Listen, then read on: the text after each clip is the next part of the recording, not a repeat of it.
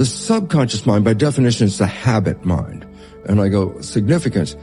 Habits resist change, because if habits change, then they're not habits anymore. So all of a sudden you say, well, if I download a habit, can I, think out of that habit? I go, no, because that's not how it learns.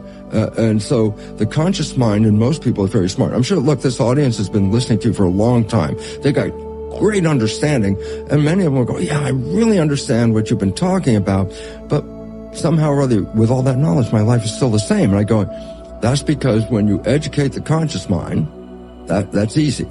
But that process does not create a habit. So you can have a super smart conscious mind, all the data, all the material. I read the book, I know everything about it. I go, yeah, but that doesn't change the program on the inside. A lot of people think, well, I'm going to give myself a good talking to.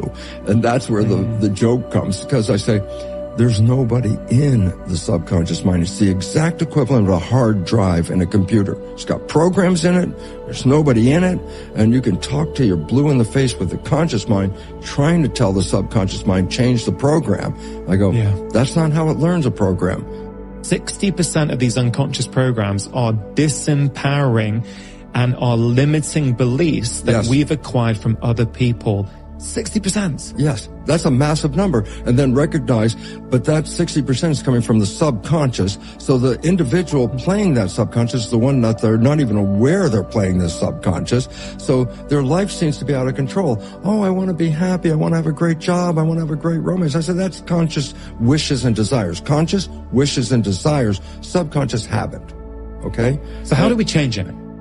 Oh, that's the first question. I always remember very, very much how I was so excited by the mechanism, the biology, and how the chemistry was adjusting, the genetics and all this. And I would love to tell people. And I remember every time I finished a lecture, the first question was, how do you change it? And I was like, at that time, I didn't have any idea how to change it. I just recognized how it worked, and it was so frustrating. But now, I've really, over the years in my study, now I really understand how you change it. And the idea is, well, how do you change a program? That was the issue. Not how you change the conscious mind, how do you change the subconscious mind? Because it doesn't learn. Conscious mind learns by just whatever you read the book, I learned it, okay? Subconscious mind doesn't learn that way. I say, how does it learn? I say, well, in the first 7 years, that's when I said the programming went in. The brain wasn't functioning at the higher level of consciousness. It was actually a little lower. That was called theta, the vibration, the imagination and all that. That's hypnosis, okay? So the first way we learned programs was hypnosis, because the function of the brain it was at a low, lower vibration. Some people might remember the old days when hypnotherapy, they'd have a watch, and the hypnotherapist said, swing the watch back and forth, and they would say, you're getting tired, you're getting tired. And what was the point?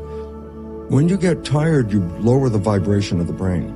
And the moment you fall asleep, actually, consciously, the next level of activity of the brain is theta before it goes down to the lowest vibration, delta, sleep. So every night when you go to bed, there's a period just after you close your eyes and you're essentially disconnected for a moment, your brain is operating in theta.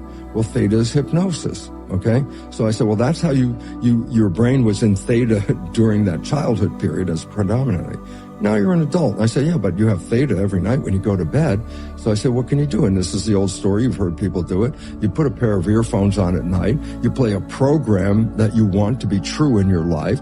And while you're awake, you might hear the program, but it's the moment you fall asleep, the conscious mind shut off, but the subconscious mind is now in record theta.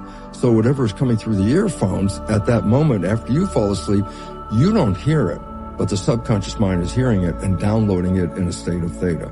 So the first way of changing a belief system is to get into theta. And this is called self-hypnosis.